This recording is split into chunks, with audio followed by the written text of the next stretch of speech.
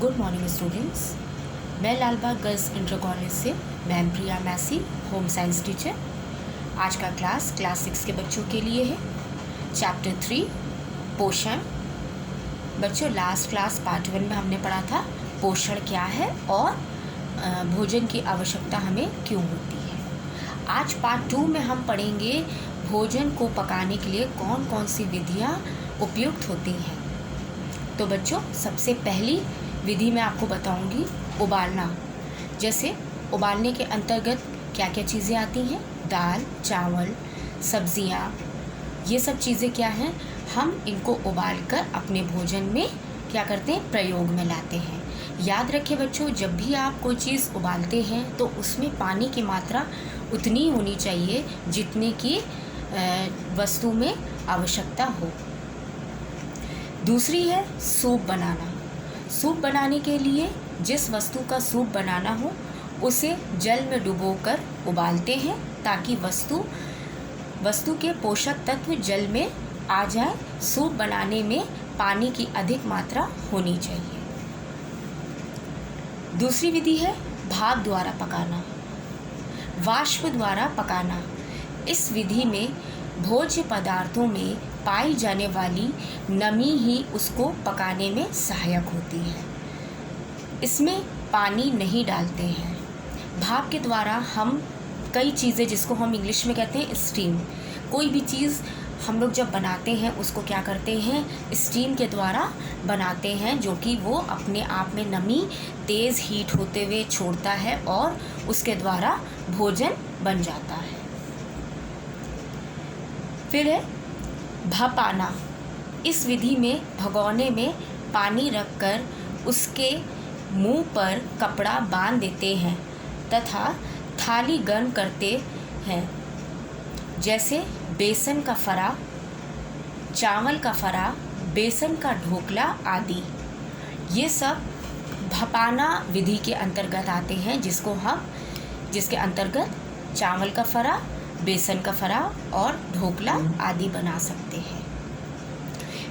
Next है चिकनाई द्वारा पकाना।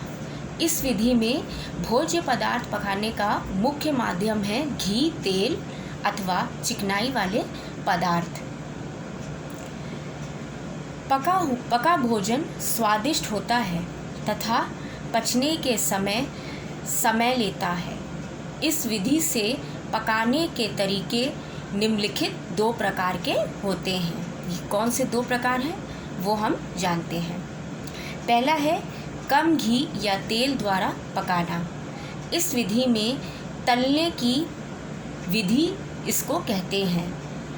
इसमें भोज्य पदार्थ सेकने या तलने के लिए कम मात्रा में तेल या घी का प्रयोग किया जाता है। इस विधि को हम पराठा, चिल्ला, डोसा, आलू की टिकिया पकाते समय करते हैं। यानी कि जो कम घी और तेल में डीप फ्राई चीज़ें हम लोग करते हैं, जैसे पकौड़ी है, आलू के पराठे हैं, चिल्ला है और कई चीज़ें जो पूरी हैं, इसको हम क्या करते हैं, कम या अधिक मात्रा के तेल द्वारा पकाते हैं। नेक्स्ट है अधिक तेल या घी द्वारा पकाना। इस विधि के अंतर्गत गहरी विधि इसको कहा जाता है। क्यों कहा जाता है? इसमें भोज्य पदार्थ तलने के लिए अधिक मात्रा में घी, तेल कढ़ाई में डालते हैं। पकने वाली वस्तु घी या तेल में डूबकर पकती है, जिसको हम डीप फ्राई कहते हैं। अभी जैसे मैंने आपको बताया बच्चों कि जो भी हमें तलने वाली जो चीज़ें, जैसे कि पूरी, भटूरा या पकौड़ी या और भी अन्य जितनी भी चीज़ें हैं जिनको हम अधिक मात्रा में तेल लेकर तलते हैं, उसमें हमें क्या होती है, अधिक घी की आवश्यकता पड़ती है। जैसे ब्रेड रोल, पूरी और कचौड़ी। नेक्स्ट है आग की आंच में पकाना। इस विधि के 2 तरीके हैं, तो जानते हैं बच्चों। पहली विधि कौन सी है?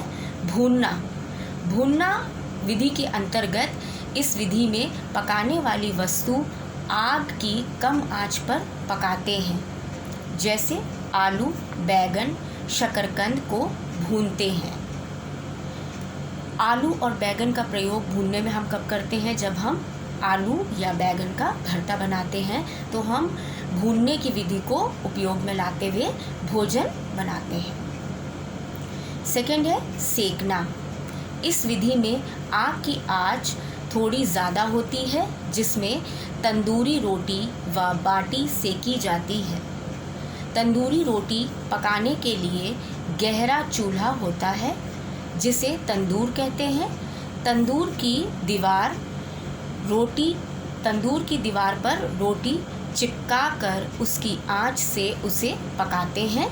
इसी प्रकार बाटी के कंडे अंगारों में रख कर सेकी जाती है।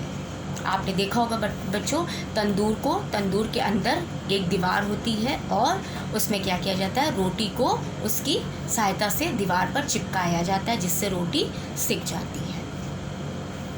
तो बच्चों, आज हमने जाना कि पकाने के द्वारा हम कौन कौन सी विधियों का उपयोग कर सकते हैं। बच्चों, नेक्स्ट क्लास जो होगा आपका, उसमें कच्चे फलों के भोज्य पदार्थों के विषय में मैं आपको बताऊंगी। Thank you class.